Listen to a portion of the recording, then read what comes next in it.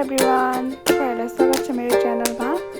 आज चाहिँ मैले स्टारबक्स स्टाइलको बनाना वालनट ब्रेड बनाउन गइरहेको छु। यो चाहिँ एकदम सजिलो रहेछ बनाउनलाई है। मैले पहिला चाहिँ बनाएको थिएँ वालनट बिना, तर यो चाहिँ वालनट हालेर स्टारबक्सको जस्तै पिकन वालनट वाला हुन्छ नि बनाना ब्रेड त्यस्तै बनाएको। फर्स्टमा चाहिँ मैले त्यो कन्टेनरलाई चाहिँ बटरले ग्रिज गरिदिएँ, त्यसपछि एउटा स्टिक बटर दिएँ। त्यसमा मैले चाहिँ 1/4 कप चाहिँ यो ब्राउन सुगर राखेँ। मैले यसलाई मजाले म्यास गरिदिएँ। त्यसपछि दुधलाई मिक्स गरिसकेपछि चाहिँ मैले 3टा मजाले राइप भएको बनाना लिएँ होइन। हजुरहरूले बनाना अझै धेरै पनि राख्न सक्नुहुन्छ। मसँग चाहिँ 3टा थियो अनि यो यसको बनाउँछु होइन। त्यसपछि म्यास गरिदिएँ अनि म्यास गरिसकेपछि चाहिँ मैले 2टा एग राखेँ। एग पनि मजाले बिट गरिदिने तिनीहरूसँग होइन। फर्स्टमा वेट इन्ग्रिडियन्ट्सहरू भयो त्यसपछि पालो आउँछ मैदाको। मैदा चाहिँ मैले यहाँ 3 कप जति, यो चाहिँ हाफ कप हो, 3टा राखेँ, 1.5 कप जति मैदा राखेँ होइन। त्यसपछि मैदा राखिसकेपछि चाहिँ मैले यो बेकिङ पाउडर चाहिँ हाफ टिस्पुन राखेँ। मसँग चाहिँ त्यति नै थियो बेकिङ पाउडर। त्यसपछि मैले अनि बेकिङ सोडा चाहिँ मैले 2 टिस्पुन जति राखिदिएँ। अनि त्यसपछि चाहिँ मैले यसलाई मजाले मिक्स गरिदिएँ।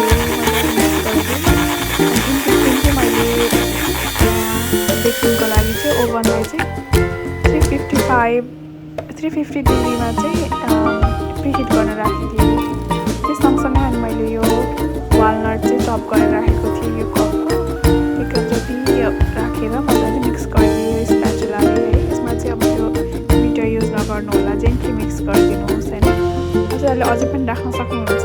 मलाई चाहिँ हाफ कप जति राखेँ अनि मैले चाहिँ हाफ कप जति चाहिँ अझै त्यो सानो कपको चाहिँ अझै 1 कप चाहिँ मैले पछि माथिबाट टपिङ गर्छु भने राखेँ। अनि यसरी मैले यो सबै ब्याटरलाई चाहिँ मिक्स गरी राखिदिएँ।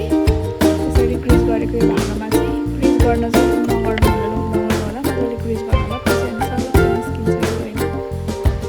यसरी यो ब्याटर यसरी बनाइदिएँ। त्यसपछि चाहिँ पालो आयो अब वालनट राखिदिने माथिबाट टपिङको लागि। अब ड्राई फ्रुट्सहरू राख्न सक्नुहुन्छ। मसँग यो वालनट भयो, यो वालनट राखेँ। त्यसपछि चाहिँ मैले अघि भनेको थिएँ नि प्रिहिट गरेको ओभनमा चाहिँ फेरि टेम्परेचर चाहिँ 350मा सेटिङ गरेँ। अनि त्यसपछि 55 मिनटको लागि बेक गर्नलाई छोडिदिएँ। हेर्नु बिचमा यस्तो राम्रो भएर मजाले आएको कि यो फुलेर है। स्टारबक्स जस्तै त्यो राम्रो भइरहेको थियो। अनि त्यसपछि चाहिँ मैले यसलाई कुल गर्न राखेँ 20 मिनट जति। अझै तातै थियो अलिअलि त, त्यही पनि मलाई चाहिँ ट्राई गर्नलाई हतार भएकोले मैले काटेँ। हजुरहरू चाहिँ अलिक कुल गरेर गर्नु होला। त्यसपछि मैले चाहिँ कफीसँग सर्भ गरेँ। यति मिठो हजुरहरू पनि ट्राई गर्नु।